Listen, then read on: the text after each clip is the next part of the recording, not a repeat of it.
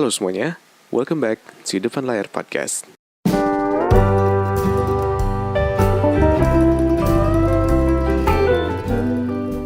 Halo semuanya, balik lagi di Depan Layar Podcast. Apa kabar kalian semua hari ini? Gue doain semoga kalian semua baik-baik aja. Gue doain semoga kalian semua diberikan kesehatan, segala sesuatu yang baik buat kalian. Dan thank you buat kalian semua dengerin podcast gue hari ini dan yang udah dengerin dari podcast sebelumnya. Kalau misalkan lo mau dengerin podcast gue yang sebelumnya, lo bisa denger lewat Spotify, Apple Podcast, Anchor, dan YouTube. Dan thank you juga buat kalian semua yang udah nge-DM gue, nge-komen, ngirimin email dan segala macem, atau yang udah donasi buat gue. Dan kalau misalkan lo mau donasi lewat Saweria, gue udah kasih linknya di YouTube deskripsi di bawah. Di hari ini kita balik lagi ke podcast Level Up. Dan di hari ini adalah podcast yang sebenarnya sih teorinya ini gue suka banget. Gue udah nge-research banyak banget tentang podcast atau tema yang hari ini gue bakal bawain. Dan si tema hari ini tuh sebenarnya gue udah agak lumayan lama udah gue planning. Maksudnya kayak gue udah catat di buku gue udah simpen si tema-temanya apa aja yang gue mau omongin. Cuman gue masih masih ada beberapa hal yang harus gue research lagi supaya si tema ini tuh, si pesannya itu ini benar-benar masuk ke kalian semua gitu. Nah, jadi di hari ini gue pengen ngomongin tentang level up, yaitu dimana persisnya gue pengen ngomongin tentang bodoh dan penasaran itu ramuan orang sukses gitu. Nah, mungkin dari judulnya mungkin kayak banyak dari lu yang mikir kayak kenapa kok orang bodoh bisa sukses ya, kenapa kok penasaran doang bisa sukses gitu. Apa sebenarnya yang gue maksudin gitu, kok bisa sih bodoh dan penasaran itu jadi ramuannya orang sukses gitu. Nah, sebelumnya gue pengen ceritain dulu kenapa menurut gue bodoh dan sukses itu jadi ramuannya orang sukses. Nah, yang pertama, kalau misalkan zaman dulu, kita balik lagi ke zaman kita sekolah gitu ya.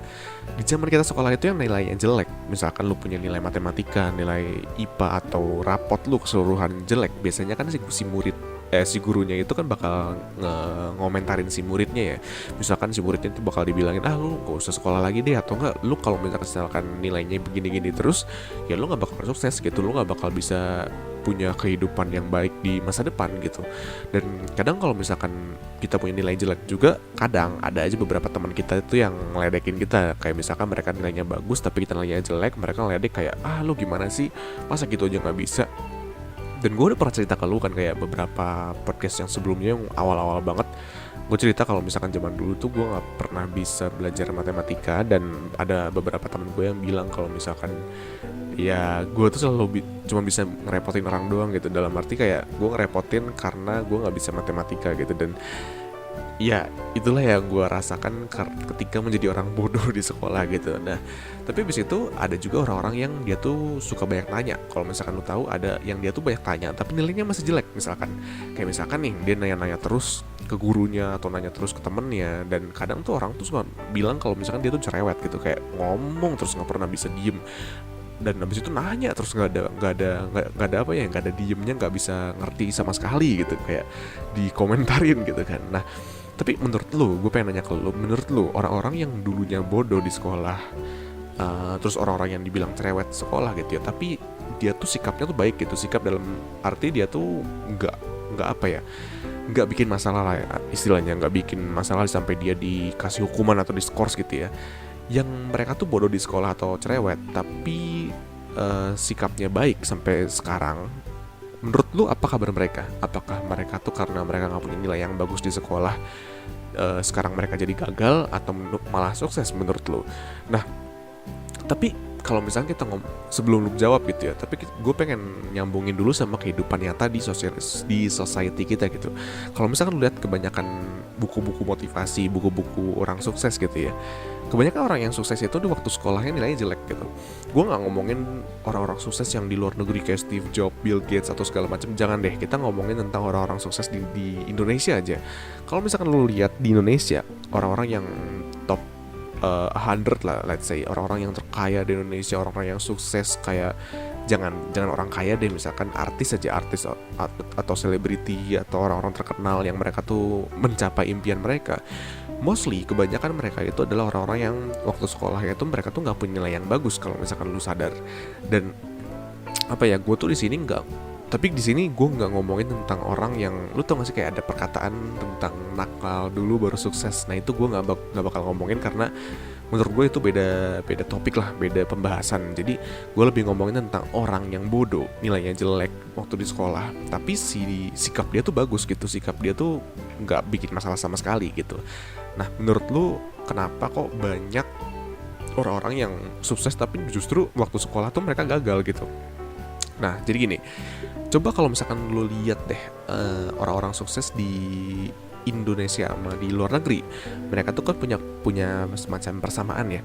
Yang pertama, persamaannya itu udah pasti nilainya jelek, dan waktu di sekolah itu kadang mereka tuh kadang ada yang dibully atau mereka tuh nggak bisa menjadi anak-anak normal pada umumnya yang punya nilai bagus dan segala macam gitu kan. Nah, tapi mereka juga punya mayoritas kesamaan yang lain. Yang pertama adalah mereka tuh bodoh di sekolah, itu yang tadi gue bilang, tapi mereka tuh cari cara supaya tetap berhasil. Maksudnya dalam arti kayak mereka tuh selalu mencari cara lain di luar sekolah gitu ya, untuk supaya mereka tuh bisa berhasil di dunia ini gitu. Contoh misalkan ada orang yang jelek rapotnya di sekolah, tapi mereka cari cara supaya gimana caranya, mungkin mereka suka untuk ngegambar gitu ya. Akhirnya mereka mulai ngegambar-gambar sendiri, mulai ngejual-jualin ke orang, dan akhirnya dia jadi artis terkenal. Artis dalam artian seniman ya, bukan artis selebriti. Nah, habis itu ada juga orang yang nilainya jelek, rapotnya jelek waktu sekolah, gak naik atau drop out misalkan, tapi ujung-ujungnya dia nyari cara supaya gimana caranya gue pengen belajar jualan, dan akhirnya dia jadi pebisnis sukses misalkan. Nah, itu kan banyak, kalau misalkan lihat kebanyakan orang kaya dan sukses itu kebanyakan mereka di sekolahnya gagal gitu. Nah, yang beberapa hal yang menurut gue ini dari perspektif gue ya, opini gue sendiri, gue suka ngelihat persamaan mereka, dan gue mendapatkan beberapa hipotesa atau bisa dibilang kesimpulan sedikit lah ya. Menurut gue kalau misalkan mereka itu nggak terpatok dengan aturan dan teori, jadi dalam arti mereka tuh nggak bisa ngikutin apa yang sekolah mau terhadap mereka gitu ya, dan akhirnya mereka tuh muncul dua sifat yang menurut gue ini tuh berbeda jauh dari yang namanya sekolah gitu, yaitu rasa penasaran dan rasa ingin mencoba gitu. Karena kalau misalkan lu lihat deh di sekolah-sekolah kita, kebanyakan guru itu cuma ngajarin kita untuk menghafal, ngajarin kita untuk stick to the rule, kayak pokoknya lu harus tetap ikutin si aturan, yang nggak boleh keluar atau melenceng dari si aturannya gitu kan. Dan pokoknya kita selalu kayak merasa di apa ya, kayak apa sih istilahnya, kayak lu tuh punya jalur atau lintasan sendiri yang lu tuh nggak boleh keluar dari lintasan itu gitu. Jadi pokoknya lu harus tetap ada di lintasan itu. Dan si orang-orang yang sukses ini kebanyakan mereka tuh keluar dari lintasan itu karena apa? Karena pada dasarnya mereka itu punya rasa sifat penasaran gitu, penasaran untuk mencoba apa sih yang ada di luar si lintasan itu gitu. Nah, kenapa mereka mencoba untuk keluar dari lintasan itu? Karena mereka itu gagal untuk stay di dalam lintasan itu. Maksudnya gimana, kayak mereka tuh gagal di dalam sekolah, mereka tuh gagal untuk mendapatkan nilai yang bagus atau menjadi anak yang normal pada umumnya, sehingga mereka berpikir kayak, oh yaudahlah gue coba aja untuk mencari jalan gue sendiri, mencoba untuk membuat lintasan gue sendiri. Mungkin gue berhasil kalau misalkan gue punya lintasan sendiri gitu loh.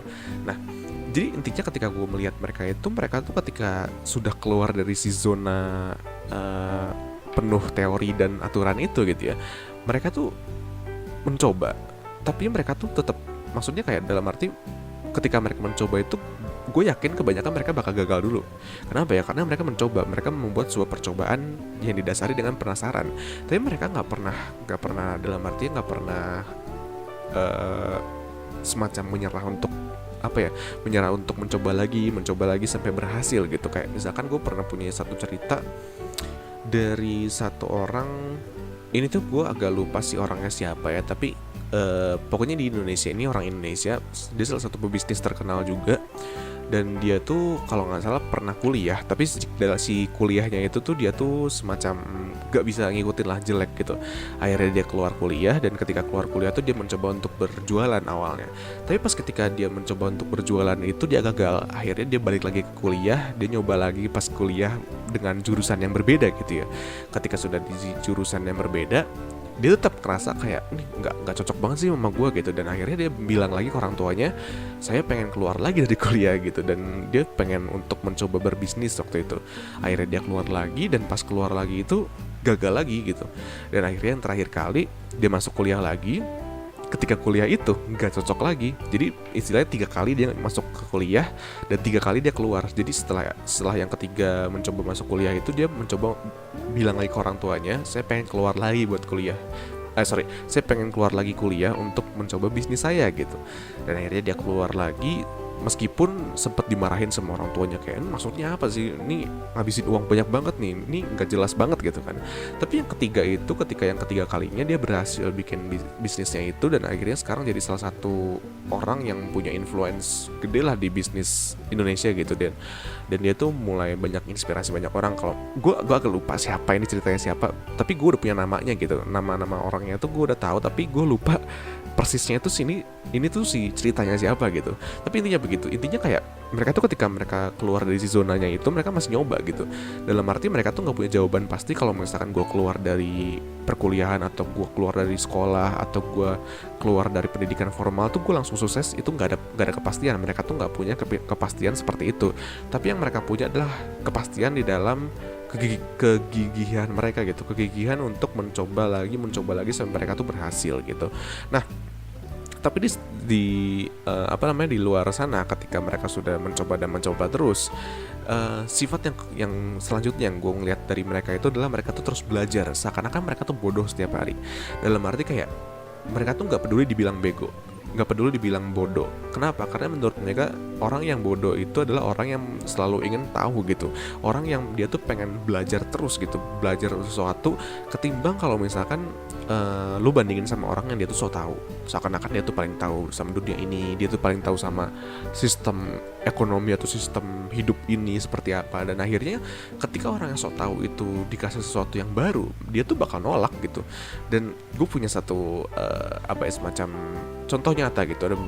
Ada seseorang dekat di hidup gue gitu, dan dia tuh sangat pintar dulunya, dia sangat hebat dalam arti melihat sesuatu yang tren di zaman sekarang gitu. Dan ketika dia tuh ngelihat zaman sekarang yang tren tuh, dia emang pinter. Zaman tahun 2005-an lah, let's say, dia emang punya gaji yang besar, dia punya hidup yang bagus lah istilahnya.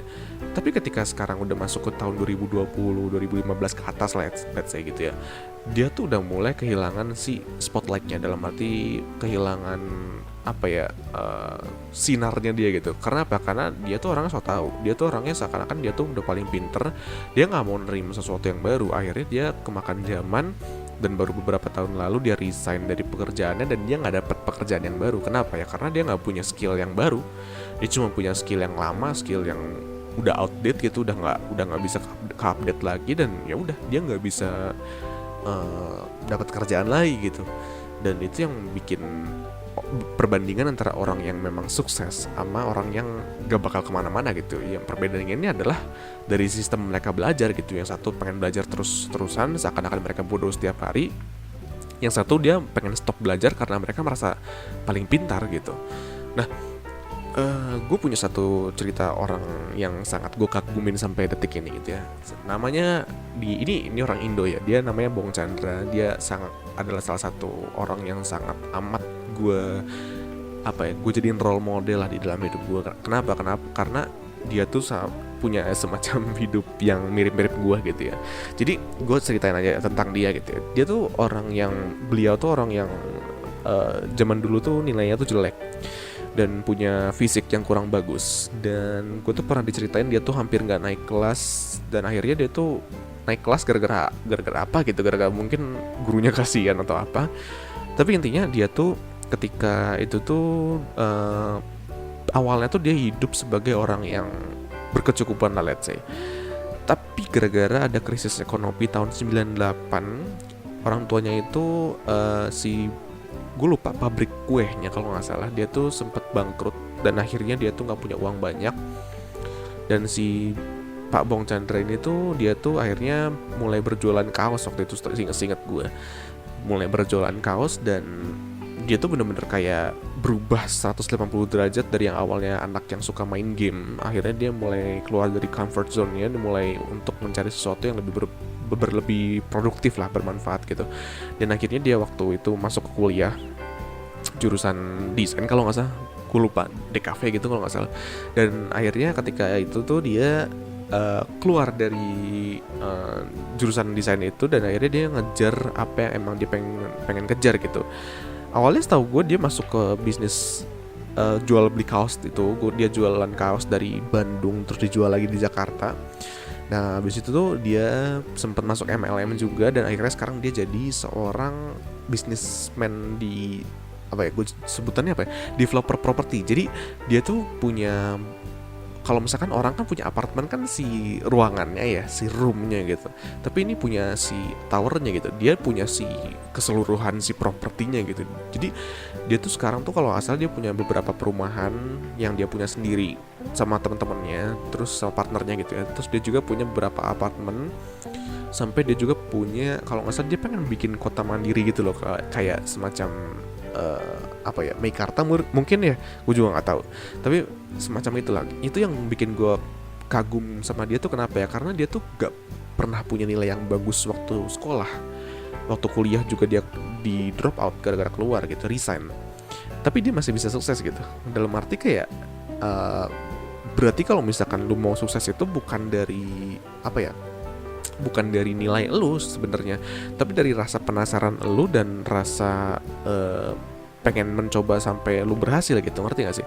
Karena di sekolah itu ada dua tipe orang yang nilainya bagus. Yang pertama dia tuh nilainya bagus karena memang dia suka, memang dia pengen mempelajarinya, atau dia bagus karena dia ini, lu tau gak sih orang yang dia tuh nilainya bagus karena dia tuh pengen masuk ke perguruan tinggi, dan dia tuh berpikir kalau misalkan perguruan tinggi itu bisa memberikan dia masa depan yang bagus, padahal belum tentu, ngerti gak sih?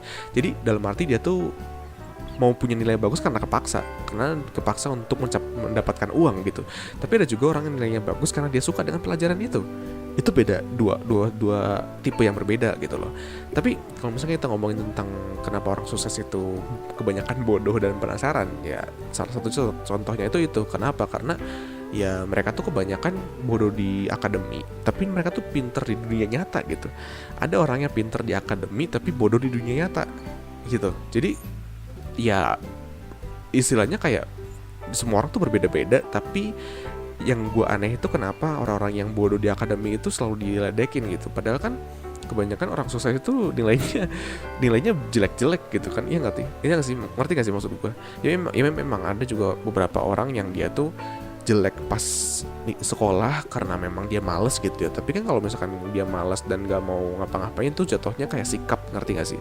Sementara orang-orang yang sukses itu ketika mereka malas mempelajari akademi di sekolah, mereka tuh di luarnya itu mereka mempelajari sesuatu yang lain, yang berbeda, yang memang mereka tuh suka gitu. Itulah yang membedakan antara mereka yang sukses tapi pelajarannya bodoh di sekolah, dan mereka yang nilainya tuh bagus, akademisnya bagus, tapi di hidupnya gitu-gitu aja gitu. Jadi intinya itulah apa yang gue sudah lihat, apa ya, kayak semacam hipotesa gue yang gue dapet ketika gue ngelihat beberapa orang sukses di luar sana, yaitu kebanyakan orang-orang dari mereka itu orang-orang yang nilainya jelek waktu akademi di pendidikan formal gitu ya, dan mereka tuh punya sifat penasaran dan mencoba terus sampai berhasil gitu. Itu yang gue suka dari orang-orang sukses gitu. Nah, kita langsung masuk penutup aja ya. Jadi yang pertama, semua manusia itu diciptakan dengan rasa penasaran sebenarnya. Kayak kalau misalkan lu belajar, kalau misalkan lu orang jurusan IPS gitu ya waktu SMA, ada pelajaran namanya sosiologi yang dimana kayak mempelajari tahap-tahap atau stage seorang lahir gitu. Kayak ada yang namanya early stage, preparatory stage, dan segala macam. Jadi setiap orang tuh pasti ada stage-nya di mana mereka itu ada tahapannya. Yang pertama itu ada, kebanyakan orang-orang yang awal itu ketika mereka lahir itu mereka tuh bakal penasaran. Kayak anak kecil kan kebanyakan penasaran, ya nggak sih?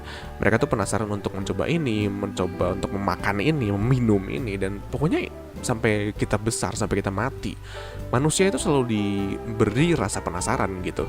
Nah, cuman yang membedakan antara orang-orang yang sukses sama yang enggak adalah ketika mereka penasaran itu, mereka itu ada niat untuk mencari dan gagal sampai berhasil atau enggak gitu. Karena orang-orang yang tidak sukses itu kebanyakan mereka tuh penasaran, tapi mereka tuh malas untuk mencari dan mencoba untuk mengejar rasa penasaran itu. Sementara orang-orang yang sukses itu kebanyakan mereka tuh ketika mereka tuh penasaran gitu ya, mereka bakal mencoba terus, coba sampai mereka berhasil. Kalau misalkan udah berhasil, ya udah mereka bakal mencari sesuatu yang lain lagi. Mereka bakal penasaran sama yang lain, mereka bakal belajar sesuatu yang baru gitu. Nah, itulah yang membedakan antara orang yang berhasil sama yang enggak. Tingkat penasarannya itu, stage-nya itu beda. Ada yang cuma penasaran doang, ada juga yang penasaran abis itu dilanjutin gitu.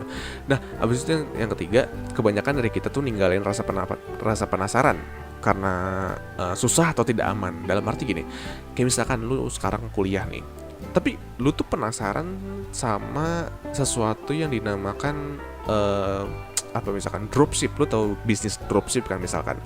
Ketika lu penasaran sama bisnis dropship gitu ya, tapi at the same time lu lagi kuliah atau lu lagi kerja gitu ya. Nah, kita tuh nggak mau ninggalin kita tuh nggak mau ninggalin pekerjaan kita atau pendidikan kita, ya nggak sih? Kenapa? Karena menurut lu, ketika lu mencoba untuk mengejar si rasa penasaran itu, takutnya lu malah gagal. Nah, orang-orang yang kebanyakan gak berhasil itu adalah orang-orang yang justru takut gagal gitu. Mereka tuh takut kalau misalkan rasa penasaran mereka itu tidak berhasil sama sekali. Nah, sementara orang-orang yang sukses itu kebanyakan mereka itu bakal ninggalin perkuliahan mereka bakal ninggalin pekerjaan mereka bakal survive, mereka bakal puter otak mereka gimana caranya supaya rasa penasaran yang gue kejar itu harus berhasil. Itu yang membedakan orang berhasil sama enggak. Nah, yang terakhir, gue suka berpura-pura bodoh biar rasa penasaran gue besar. Dan ternyata ini adalah trik dari kebanyakan orang-orang yang sukses di luar sana. Mereka tuh bakal berpura-pura bodoh, berpura-pura bego gitu ya, seakan-akan mereka tuh gak tahu apa-apa. Kenapa ya? Karena mereka tuh pengen belajar sesuatu yang baru terus. Let's say gini, misalkan lu diajari tentang aljabar, misalkan pelajaran matematika aljabar. Ketika lu diajari sama satu orang, terus tiba-tiba ada dua orang lagi di luar sana yang pengen ngajarin lu, mungkin lu bakal bosen dong, kayak udah apa sih, lu nggak usah ngajarin gue deh, gue udah tahu gitu. Tapi orang sukses itu mereka bakal bilang, oh apa sok, gue pengen dengerin. Jadi seakan-akan kita tuh mendapatkan satu tema yang sama dari 3 otak yang berbeda gitu. Dan itu adalah satu hal yang sangat penting di hidup lu. Contoh, lu pengen belajar tentang keuangan finansial, investasi misalkan, lu belajar dari si A, tapi si B sama C itu dia pengen ngajarin juga. Nah, lu tuh harus dapat dari 3 itu supaya apa? Supaya lu mendapat sesuatu yang baru. Karena gue nggak yakin kok dari 3 otak itu pasti semuanya bakal sama pemikirannya. Pasti setiap otaknya dia bakal berbeda, ya nggak sih? Dan itulah yang membuat orang sukses itu menjadi semakin sukses. Kenapa? Karena mereka selalu berpura-pura bodoh gitu. Jadi ini aja apa yang gue pengen share dari ramuan orang sukses di nggak cuma di zaman sekarang sih, maksudnya di podcast hari ini gitu ya.